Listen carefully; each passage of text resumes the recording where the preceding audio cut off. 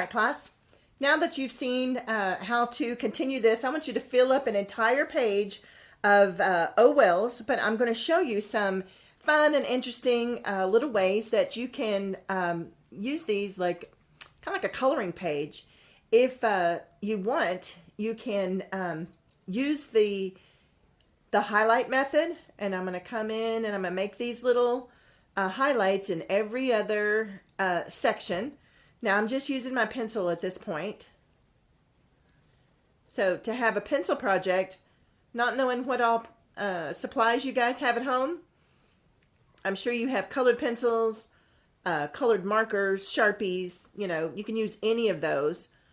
So I just wanted to remind you how to do the leaving that shiny spot on the piece.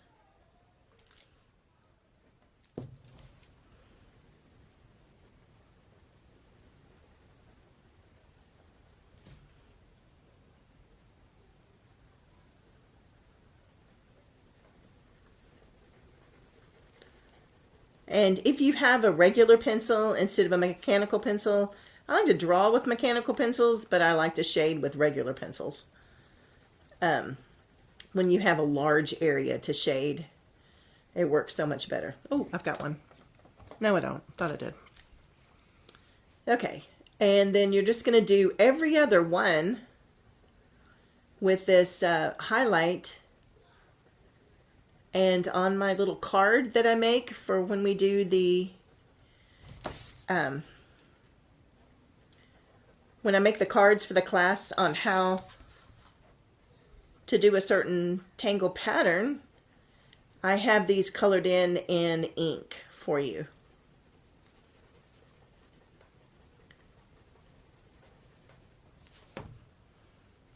You can use a Q-tip or blender or something if you want to get some of these little stripes and stuff out of your pencil marks.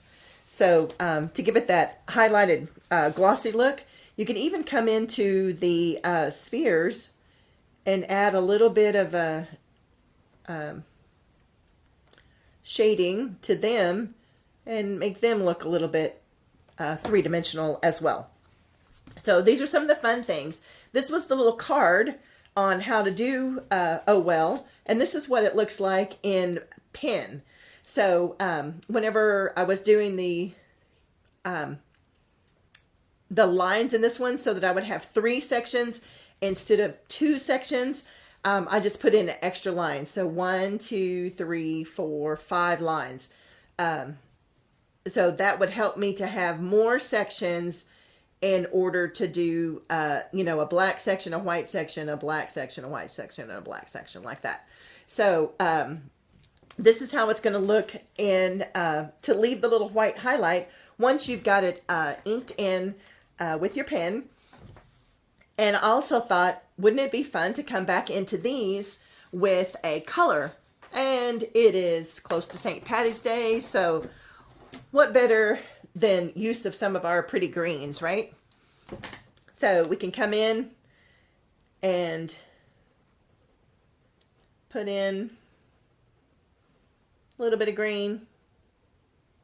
The Sharpies, a little bit thicker one, would probably go a little bit easier on us here, but I wanted to pick a different set of greens just to show you what those would look like. This is what it's going to look like solid.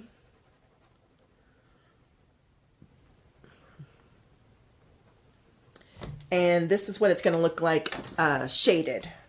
Now, I think this is the darker of the green. So you can come into the bottom half and add a little bit darker color. And this would be the same if you were going to use reds or purple. It doesn't matter what colors you have. Just if you have a one that's darker, then you can put that at the bottom. And it looks like it's coming up out of a darker space. And then add the lighter color on the top portion. I always like to overlap them a little bit so that they blend a little bit of color. And then adding that in. I also think if you're using marker, it's better to just stick with marker. So I would probably go over this pencil with the black marker. Or actually, I want you to start doing everything and as a finished piece. And so we're going to go over any pencil we have, you know, with marker.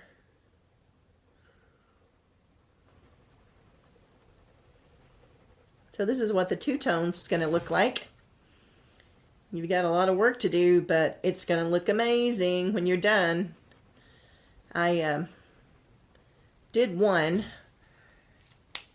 separate from what we were doing here in class, but then I thought it would be better for me to just go ahead and build from the original two that I started with, and to show you guys how to continue on with the project. And don't worry if you miss the line, you're going to go back and erase all the pencil anyway after the ink is fully dried. But see how much more that stands out now that we have the black in there. Lots of contrast. Isn't that going to be beautiful? This really small fine line pen, it will take a long time and probably use a lot of ink, so I'm probably going to switch over to my Sharpies, and I might use the fine liner to go around everything, but to color it all in, I will probably use my larger Sharpie markers.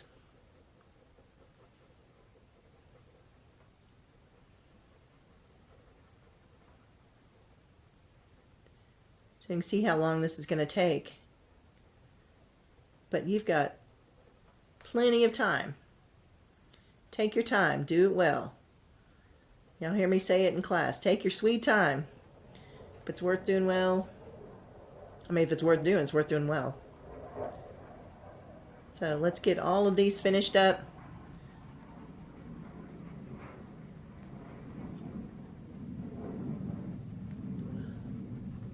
And do an entire thing. Doesn't that look so much better with the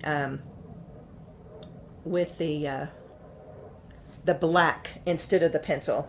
But if you do one and you want to do all of it in pencil, do it all in pencil. But if you start adding black, I want you to go ahead and ink all of it in. I would actually prefer you to use the black. This is another one that I did on the paper that's in our sketchbook. This is just an old sketchbook that I had that's the larger mixed media paper.